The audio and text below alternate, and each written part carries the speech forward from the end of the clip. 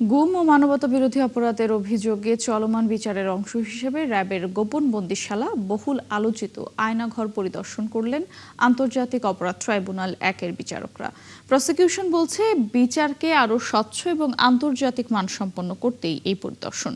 এ সময় chief prosecutor জানান, ২৫০ জনের বেশি মানুষ এখনও নিখোঁজ। তবে আসামিপক্ষের আইনজীবীরা আয়নাঘরের অস্তিত্ব ও বর্ণনা নিয়ে প্রশ্ন তুলেছেন। বিস্তারিত জানাচ্ছেন মাইনুল মারুফ। ছোট ছোট অন্ধকার কুঠুরি, সব মিলে হয়তো ২.৫ হাত। চারদিকে ঘুটঘুটে অন্ধকার, ভারী নীরবতা। অভিযোগ আছে এখানেই বছরের পর বছর বন্দী ছিলেন কেউ। হয়তো এই সংকীর্ণ কক্ষ থেকেই আর কখনো ফিরে যেতে পারেননি কোনো মানুষ।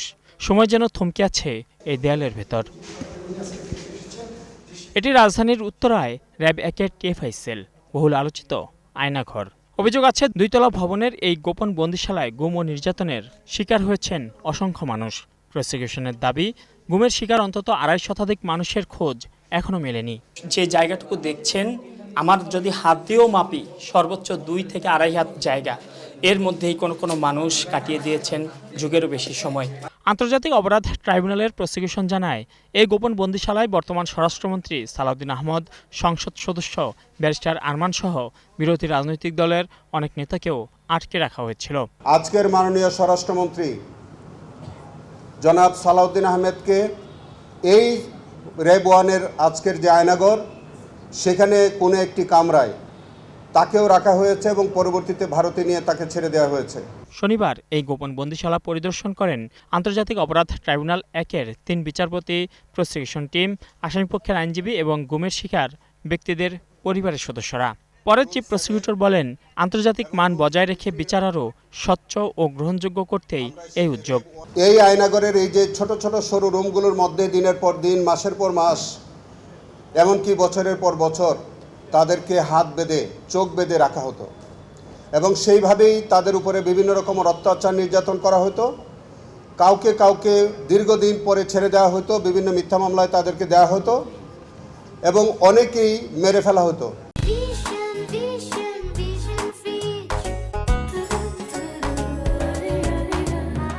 আমরা এখন পর্যন্ত গুম খুনের শিকার প্রায় ২৫০-র অধিক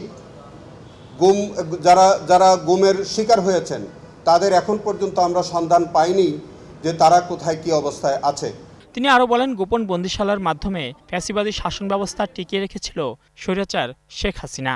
এর সাথে জড়িত সবাইকেই আইনের আওতায় আনার কথা জানান আমিনুল ইসলাম।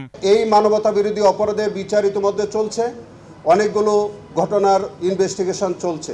এরকম একটি আয়নাঘরের মধ্য দিয়ে যেমন একটি রাষ্ট্র ফ্যাসিবাদী রাষ্ট্র হিসেবে আবির্ভূত হয়েছিল, যে সরকার এই রাষ্ট্রটাকে পরিচালনা করেছিলেন, যে রাজনৈতিক সরকার সেই রাষ্ট্রটিকে পরিচালনা করেছিলেন, সেই সরকার এবং ওই রাজনৈতিক দলের দায় কোনো অংশেই কম নয়। তবে পরিদর্শন শেষে ভিন্ন অবস্থান নেয় আসামিপক্ষ। তাদের দাবি, আয়নাঘর নিয়ে যে বর্ণনা দেওয়া হচ্ছে, বাস্তবতার সঙ্গে তার মিল নেই। এটা আয়নাঘর না, সেখানে আমি ছোট্ট একটা আপত্তি আপনাদেরকে জানাইলাম, এবং টর্চার, নির্মম টর্চার হয়েছে, এই কথাটা আমরা বলতে পারি না। আমাদের এই 10 জনের বিরুদ্ধে এখানে রাখার কোনো সুস্পষ্ট অভিযোগ ওনারা দিতেই পারেন না। অ্যাবসলিউটলি ওনারা যেটা পেপারে লিখেছেন, এখানে আমরা যেটা দেখেছি, একটা মিল নেই। বিচার কার্যক্রমের স্বচ্ছতা নিশ্চিতে আগামী শনিবার ঢাকা সেনানিবাসের ডিজিএফআই কার্যালয়ের ভেতরে থাকা জেআইসি সেল পরিদর্শন করবেন আন্তর্জাতিক অপরাধ ট্রাইব্যুনালের বিচারক, প্রসিকিউশন ও সংশ্লিষ্ট পক্ষের প্রতিনিধিরা।